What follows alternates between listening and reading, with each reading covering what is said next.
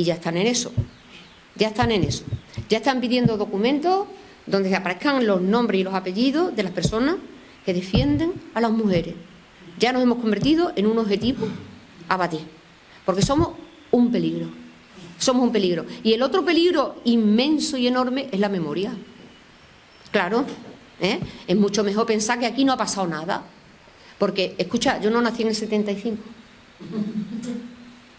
Yo en el 75 tenía 15 años y me acuerdo de la muerte de Franco.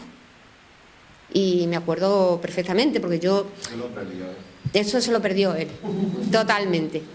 Pero bueno, lo ha vivido también, ¿no? De otra manera. Recuerdo que yo estudiaba en el Instituto Becker de Sevilla. Yo soy extremeña, pero ya para entonces me había venido a Sevilla porque se venían los hermanos mayores a estudiar. No hay... Los extremeños estamos por todo el mundo como los gallegos, ¿vale? Estamos por todo el mundo como los gallegos. Eso tiene una razón de ser, que somos pobres. Y entonces, como somos una tierra pobre, pues no, la gente no se queda. La gente, si quiere progresar, si quiere estudiar, tiene que irse por ahí. Entonces, pues, te iba a Madrid, te iba a Sevilla, ¿no? Y los que vivíamos en Badajoz, la parte del sur, lógicamente más próxima siempre a Andalucía, en todo, en el habla y en todo, pues nos veníamos a Sevilla. Y entonces, pues aquí, a estudiar. Y estaba en el Instituto Becker cuando ocurrió esta noticia. El Instituto Becker era rojo, no. Lo siguiente. Corrimos, entonces eran grises. Luego fueron marrones, ¿no? Pero entonces eran grises y corrimos lo más grande y pasamos un miedo muy grande y tomamos la delegación, hicimos muchas cosas y ese día fue un día muy especial. Entonces yo sí tengo memoria, pero además no porque yo haya visto las consecuencias directas de la guerra civil, por si mi madre tenía 8 años cuando la guerra, y sí me contaba que ella iba descalza a robar fruta, a robar de los árboles porque no tenían nada para comer. Y lo que yo he heredado es el silencio. De entonces lo que me ha quedado es el silencio y mucho miedo. Y vosotros diréis, hostia, bueno, parece que tengas mucho miedo cuando estás aquí dando la cara. Y yo siempre digo, oye, que los valientes no es que no tengamos miedo, los valientes tenemos mucho miedo, ¿verdad? Pero hemos decidido que esto no nos va a vencer, ¿vale? Que no vamos a quedarnos callados. Esta mañana me decían cuando salí de allí de la cadena SER, ¿no te da miedo de Vox? Claro, porque yo allí voy a hierro, ¿vale? Y no te da miedo. Y yo dije, claro, es que te señala, claro. Y cuando alguien te pregunta que si no te da miedo de Vox, dice, mira, la herencia. ¿Quién dice que no hemos heredado el dolor, el miedo, el silencio? Yo recuerdo a mi madre que no hablaba. Y eso, el silencio, es muy poderoso. Es un tabú. Es que tú no puedes tocar algo porque es peligrosísimo. Y ahí no te metas, no te metas que es malo. No te metas que es malo, no te metas, pero además lo hacen de una manera protectora. Es decir, que cuando mi madre me hacía así y se hacía como la cremallera en los labios cuando yo empezaba a decir cosas, no era porque quisiera reprimirme y quisiera anularme, era porque decía, cuidado, chiquilla, ¿me entiendes? ¿Qué estás diciendo? Te estás metiendo ahí en un jardín que puede ser peligroso. Nada, hemos heredado ese miedo y hemos heredado el silencio. Y no se puede ir para adelante con muertos olvidados. No se puede ir para adelante sin haber mirado antes el dolor. De cara, ¿vale? De cara. Y Vox es la cara del máximo dolor. Yo cuando los veo ahora, con esa propaganda que tienen, ¿sabes? Con ese, no sé cómo decirlo, esa fuerza que ellos exhiben. Ojo, que son cobardes. Tan cobardes son que no van a los medios de comunicación, ¿eh? Todavía no me los he encontrado directamente en un debate. Que yo salgo y me dicen, no te da miedo de Vox, pero todavía no he tenido la oportunidad de encontrarme a uno delante para decirle las 4 cosas a la cara. ¿Por qué? Porque no van a los medios de comunicación. ¿Y por qué no van a los medios de comunicación? Estilo Trump. Es el mismo estilo, ¿vale? Ellos hacen una propaganda que es subliminal. Vídeos donde aparecen ahí en plan, no sé cómo decirlo, una propaganda de mucha testosterona. Poco femenina, ¿no? Ellos quieren exhibir virilidad, fuerza, armas, ¿sabes? Ahí están, ¿sabes? Quieren dar miedo. Y en esa propaganda es donde ellos tienen su fuerza. ¿Por qué? Porque están apelando a sentimientos que son sentimientos identitarios. Ellos no tienen propuesta. Ellos no tienen propuesta. Ellos no tienen programa, armas. Claro, porque no pueden decir, vamos a bajarle los impuestos a los ricos. Vamos a quitarlos las escuelas, que es lo primero que han hecho al llegar a Andalucía. ¿Qué es lo que han hecho al llegar al poder? Privatizar. Es decir, le han quitado. Se han subido los sueldos lo primero. Así mismo. Ojo, ojo. ¿Sabéis por qué dice que se suben los sueldos? Para evitar la corrupción. O sea, escandaloso, escandaloso. O sea, tú eres un representante político y te tienes que poner un sueldazo para no robar, pues yo creo te voy a decir una cosa, que si tú necesitas ponerte un sueldazo para no robar, vas a robar mucho. Porque no va a ser suficiente ese sueldazo. Si tú te metes en la política para forrarte, no te va a ser bastante ningún sueldo. Entonces, nosotros tenemos limitado, sabemos que vamos ahí y que tenemos un código ético súper firme, que a mí eso es lo que más me gusta de mi partido, porque podemos salir blancos, moraditos o azules. Azules nunca. Azules nunca. Y naranjitos tampoco. ¿Vale? Pero podemos salir para aquí, para allí, un poquito más así, un poquito con más principios morales o no. Pero da lo mismo como salgamos porque está nuestro código ético ahí, ¿verdad? Tenemos un límite de mandato, de años. Tenemos una limitación en nuestro sueldo, una limitación en las dietas a la mitad, y tú aquí no te metes para ganar dinero, obviamente, sino que te metes porque te parece que tienes que servir para algo y para dar sentido a tu vida.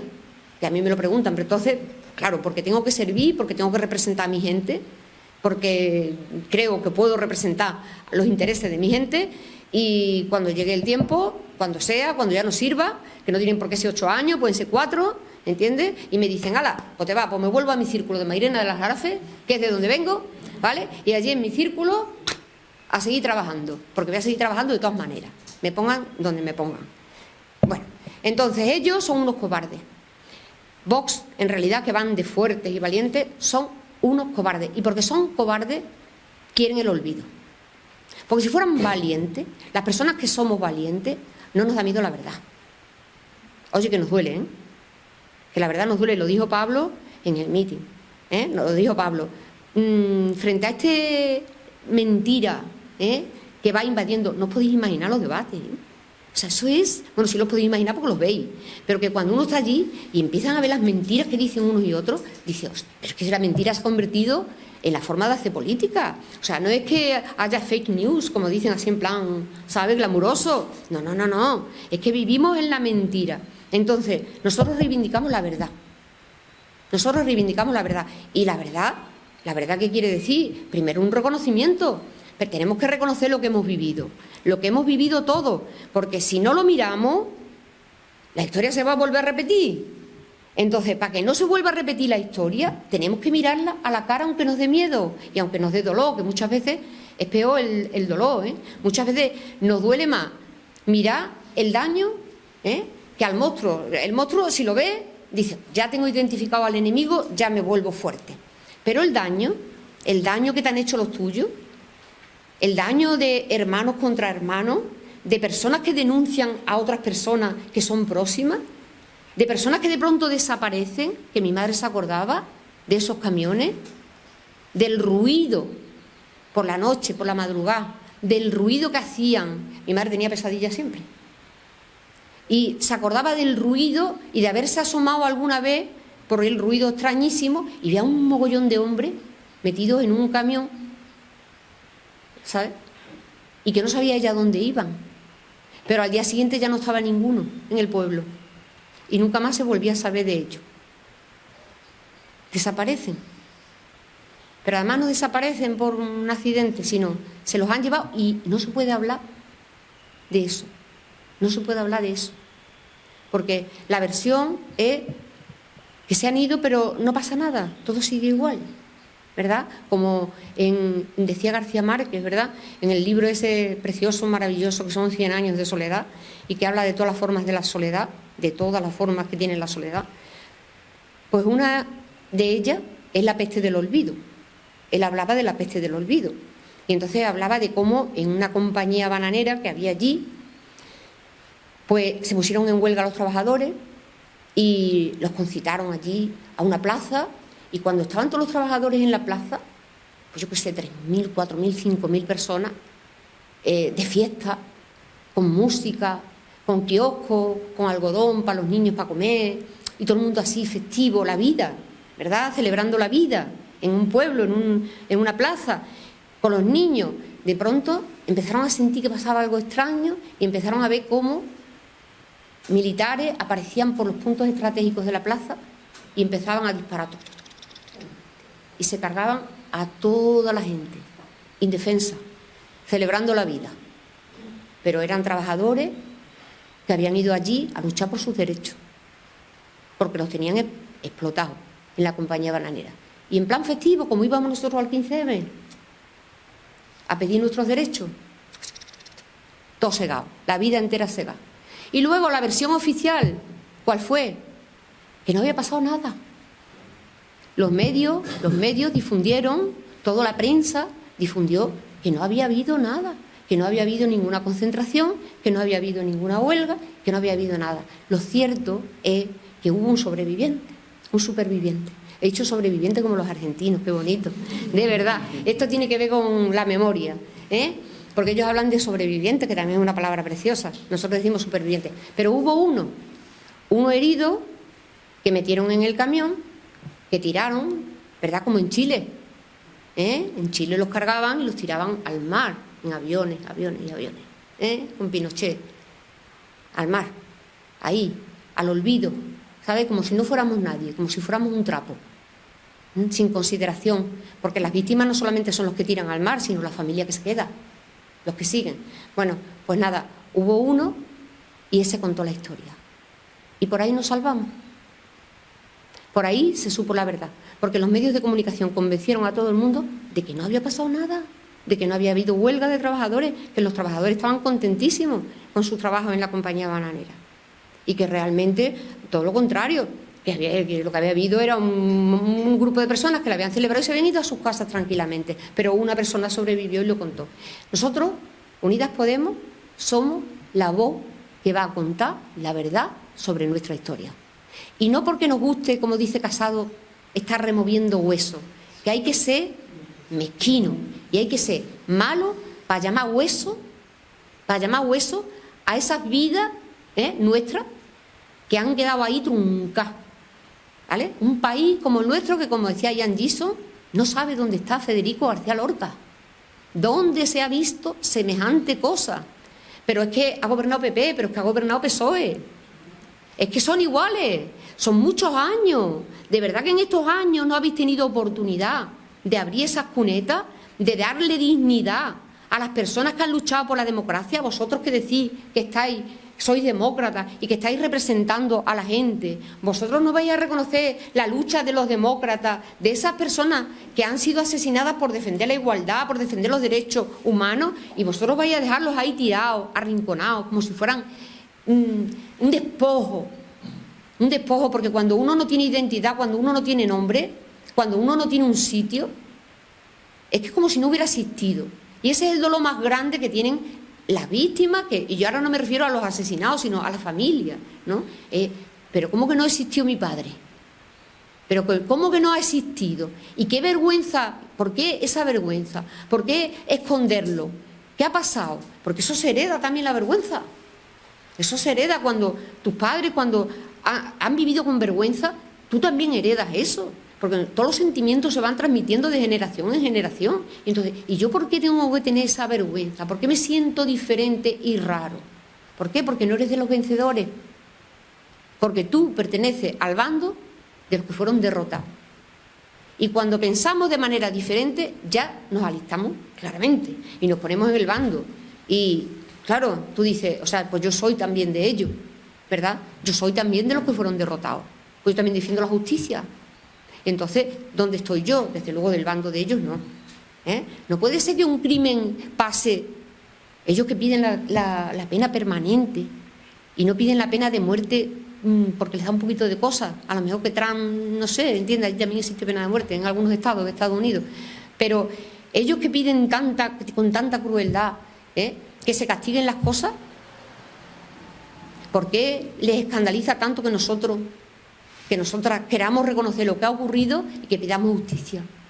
Porque lo único que pedimos es justicia, es lo único que estamos pidiendo. Primero, la verdad. O sea, verdad, que se conozcan las cosas, que se conozcan las cosas. Federico García Lorca murió. ¿Cómo que murió? Fue asesinado, contarle a los niños la verdad. Y además, ¿por qué? Porque era rojo, porque era homosexual, por todo eso, porque era diferente, porque era crítico, porque era libre. Contadlo, os lo habéis cargado, lo habéis fusilado, lo habéis matado allí como a un perro. ¿Por qué? Porque era distinto. Y ahora dicen que murió, no murió, fue asesinado. Primero, verdad, hay un mogollón de documentos que están clasificados y no nos permiten acceder a ellos. Claro, si no conocemos la verdad, ellos dicen, si son bastante tontos, no conocen la verdad, pues no pueden exigir nada. Podemos como en 100 años de soledad, no pasó nada. Primero pedimos verdad, esos documentos, queremos conocerlos. Eso es lo primero. Pero claro, después pedimos justicia, lógicamente. Una vez que conozcamos la verdad, queremos que los responsables se sometan a la justicia y que paguen por lo que ha ocurrido. Y reparación, por supuestísimo que reparación. ¿Cómo no vamos a pedir reparación? Identificación de las víctimas, por supuesto que sí, y dignificar a esas personas, dignificarlas, reconocerlas. ¿Cómo que no? Si son héroes, y algunos mártires, porque algunos estaban voluntariamente en la lucha, pero otros no. A otros iban a la casa y porque tú eras así o asá, porque tenías tal orientación sexual, tal creencia, ya está, pues tú eres un peligro, fuera, fuera. Entonces, primero, verdad. Segundo, eso es justicia. Tercero, evidentemente, la reparación, eso es evidente que hay que reparar a las víctimas. Y no repetición, por supuesto. Tenemos que garantizar que no sigan existiendo, que siguen existiendo símbolos y realidades que son dañinas. Vamos, que a Dani Mateo casi lo llevan a la cárcel por haberse reído del Valle de los Caídos del monumento, por decir que es horroroso. Pues claro que es horroroso, pero además no es tan horrible porque estéticamente es feísimo, pero es que lo horrible que tiene es otra cosa más gorda. Es que están ahí enterrados, es que me parece un acto de humillación máxima y final, que los que han trabajado como esclavos, sometidos por sus ideas, prisioneros, esclavizados para construir eso, se les haya enterrado ahí junto al dictador. ¿Sabes? Es como decir, eternamente sometido, eternamente agachado, eternamente bajo sus pies, la bota que te pisa la cara, para siempre, la bota para siempre en tu cara, hasta el final. Eso es crueldad. Eso es crueldad. No es que sean ligeritos de casco, es que son crueles. A ver, yo tengo que reconocer que Queipo de Llano está enterrado en la Macarena, en la Basílica de la Macarena, a la que no puedo ir, por supuesto, desde que me enteré que estaba allí enterrado.